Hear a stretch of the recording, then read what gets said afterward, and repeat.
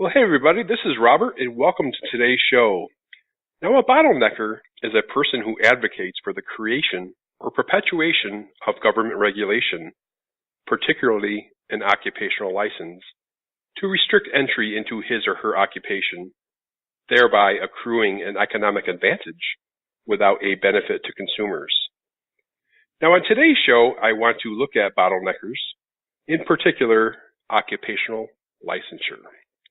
So joining me today is the Director of Strategic Research at the Institute of Justice and a professor at the University of Colorado and the co-author of a very important book, Bottleneckers, Gaming the Government for Power and Private Profit. Please welcome Dick Carpenter, PhD. Dr. Carpenter, welcome to the show, sir. Thank you. My pleasure. Thanks for inviting me. You bet. Well, let me first comment on the book, Bottleneckers. Really enjoyed it, and I don't believe I've heard anyone take such a critical look at occupational license since decades ago when Milton Friedman did. So hopefully that's a compliment. It is. Thanks. Yeah. So why Bottleneckers, and what made you decide to write this book?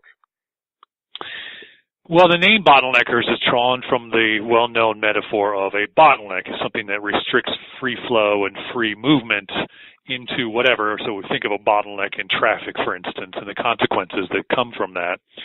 And we wanted to use that metaphor to help people understand what occupational licensing does. It restricts workers into occupations, so it creates a bottleneck of people who might enter an occupation, and it comes with some economic ills like fewer jobs and higher prices.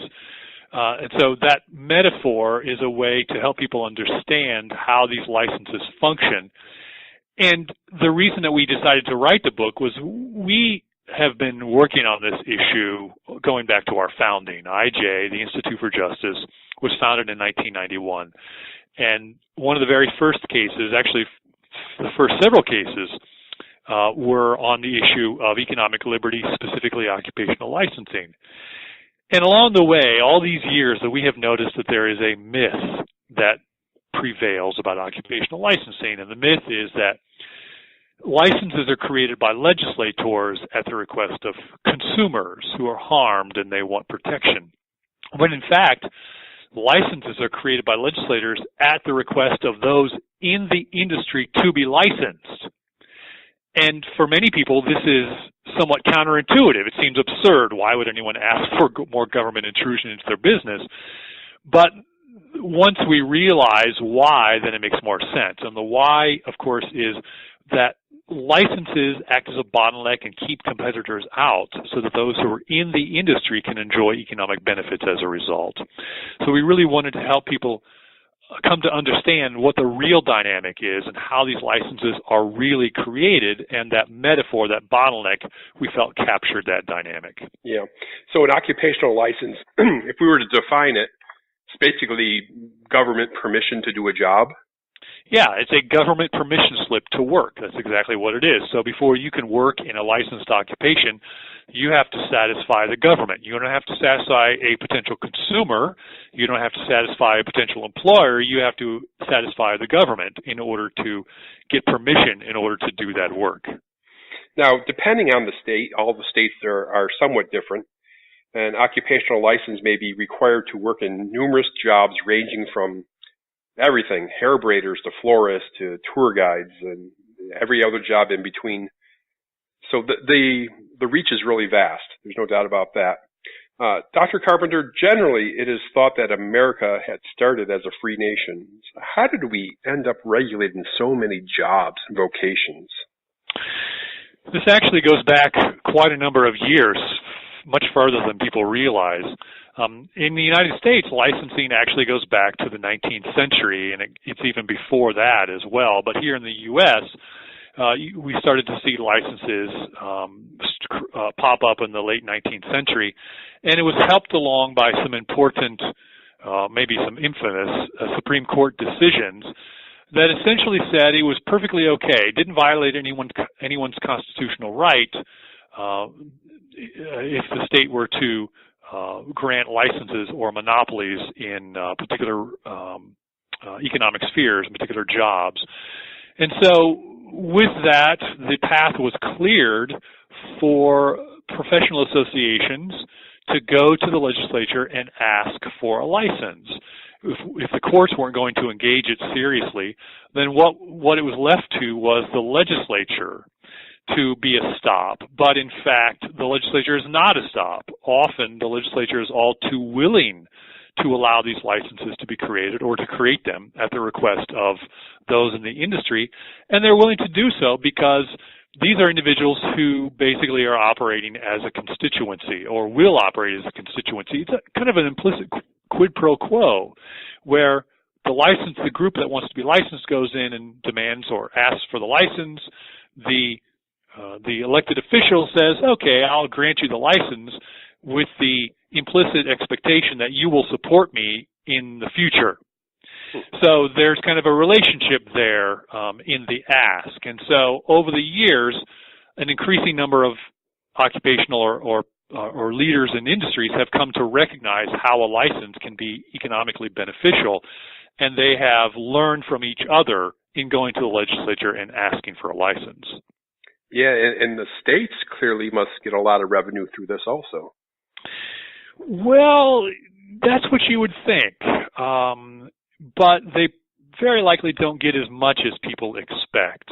Most of these licenses are funded by the fees that potential or aspiring license holders have to pay. And depending on what the particular occupation is, that might generate a fair amount of revenue, but that revenue then has to be turned around to pay for all the regulatory costs that are associated with maintaining the license, the board, the inspectors, all the day-to-day operations. So it's not really a big revenue generator, but it does come with significant costs to members of the community, consumers, for instance, and other forms. Yeah. Now, you've been studying this for quite some time. Is there any occupational licensure that you're fine with? The way we like to say it is we are certainly open to the fact that, or the idea anyway, that certain occupations could benefit from some form of government intervention. But we start from the premise that people should be free to practice their occupation without government intervention until it is shown with empirical systematic evidence that some form of government intervention is necessary. And if that hurdle can be cleared, then it makes sense to have some form of government intervention. But until then, people should be free to practice their occupation without any form of government intervention. And I think it's important to note that there are, when I keep saying government intervention because there are alternatives that don't require a full license, but still can have the benefits of licensing and take the form of government intervention. Things like mandatory bonding and insurance, inspections, registration, certification. These are all different types of government interventions that don't have the costs associated with the licensing, but can come with some of the same benefits. So what are the effects of bottlenecking, both on the individuals and on the economy in general? Well, for the individual, it increases the difficulty of getting into a particular job. So licensing, it's one of the rare public policies that actually accomplishes what it intends to do. It keeps people out. It makes it harder for people to enter jobs. It makes it harder for employers to find people to work in their jobs. It also retards innovation because licensing doesn't reward innovation, it rewards standardization. So it has the potential to retard innovation. So for the worker, there are costs in reducing job opportunities.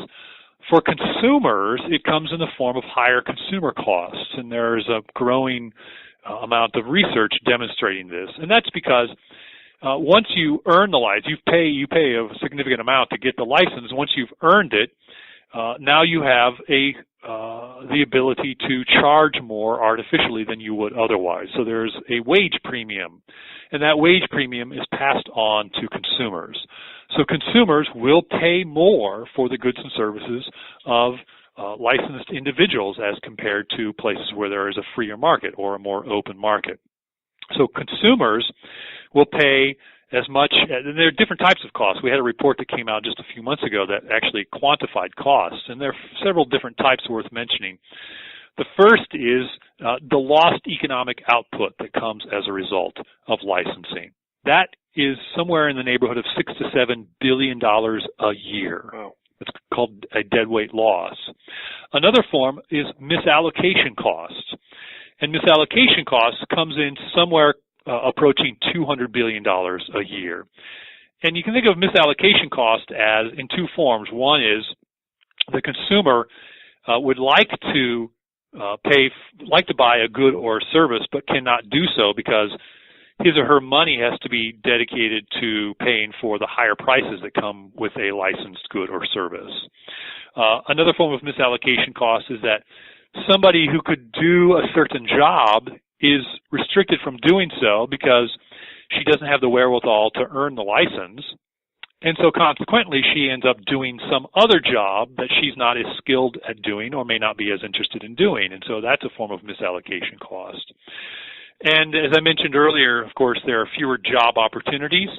And so the estimate is there are somewhere around 2 million fewer jobs each year as a result of licensing. Well, that's amazing. And regulations and requirements vary from state to state. Some are worse than others. And what states are the worst concerning occupational license? So we had a report that came out, the second edition of our report came out last year called License to Work, in which we actually quantified the burdens associated with licensing in 102 low to moderate income occupations in all 50 states. And we discovered that when you look at, across the states, when you look at both the number of those occupations that were licensed and how burdensome those licensing requirements are, the states that rose to the top as being the worst were California, Nevada, Arkansas, and Hawaii. So these are states that widely licensed the occupations that we studied and also had licensing requirements that were very burdensome to enter. And what would be the best states? Best states, those that were at the bottom of the list, and by bottom we of course mean they didn't regulate as many of the occupations that we studied, and the burdens associated with those particular occupations were not as severe. So when we looked at those particular types of metrics, the states that were the best were Wyoming, Vermont, Montana, South Dakota, and Colorado. Now, is there any evidence that occupational licensure improves quality or reduces hazards? Are there any demonstrated benefits of the license? There's very little evidence to that effect, and that's what people find so surprising because it seems to make logical or intuitive sense. A license would restrict entry, it would weed out charlatans and quacks and people with lower skill, and therefore it should result in higher quality of service. When in fact, the evidence to that is very scarce. There are a few articles in a couple of occupations, midwives being one of them, that seem to suggest there might be improvement in quality of service. But by and large, study after study that looks for improved quality of service just fails to find it. Now, one of the professions that are often used to illustrate government overreach and occupational protectionism is that of hair braiders. I've heard this story 100 times.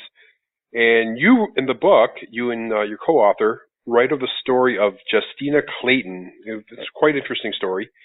Can you share with the audience Justina's story and her battle with bottlenecking? Yes.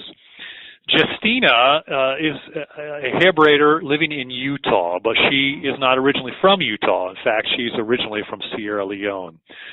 She was born and raised in Sierra Leone during the time that it was under great warfare. And so she spent the first 9 of her 11 years basically just surviving.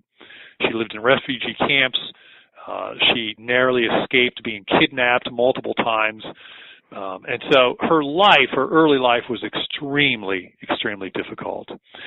And her mother, fearing for her safety, her mother eventually directed her to go and track down a relative that lived in the United States get a visa so that she could go to the United States, and that's how she ended up here. First living with her aunt in New York. Eventually she married and moved to Utah, where her husband's family lived and continues to live. And so when they moved to Utah, she enrolled in school, and her husband enrolled in school at the same time. They started a family, and they discovered that the costs associated with raising their family and going to school were more than what they were able to take in through the jobs that they were able to maintain. And so Justina began looking around for ways that she could try to increase her income, but also continue to maintain her family, raise her children. And she hit upon the idea of braiding hair. Now, this is something that Justina had learned as a child. It's very cultural in Africa. And so she learned how to braid hair there. She continued to braid hair when she was in the United States, and when she made her way to Utah, she thought, you know what, I could actually braid hair. And it was the perfect opportunity because at that time there was an increasing number of people in the small city that she lived in who were adopting children from Africa. And so she sensed that there was a market, a way for her to serve a need in the community. A lot of these adopting parents just didn't know how to maintain their child's hair, their adopted African child's hair. And so they were looking for somebody who would help them. Justina could help them, and so she began offering her services. She picked up clients very quickly. She was very good at it, and everything was going along really swimmingly until she was contacted. Sorry? And then? And then she was contacted by somebody who noticed that she was offering these services and said, if you don't stop doing, I understand you are not licensed as a cosmetologist, and if you don't stop doing this, then I will report you to the State Board of Cosmetology. Utah at the time, like other states, required that if you were going to work as a hair braider, you had to have a cosmetology license, even though hair braiding is not cosmetology. It doesn't use chemicals, it doesn't cut hair, it doesn't color hair, it doesn't perm hair, it just braids. That's all it is. It's just hair braiding.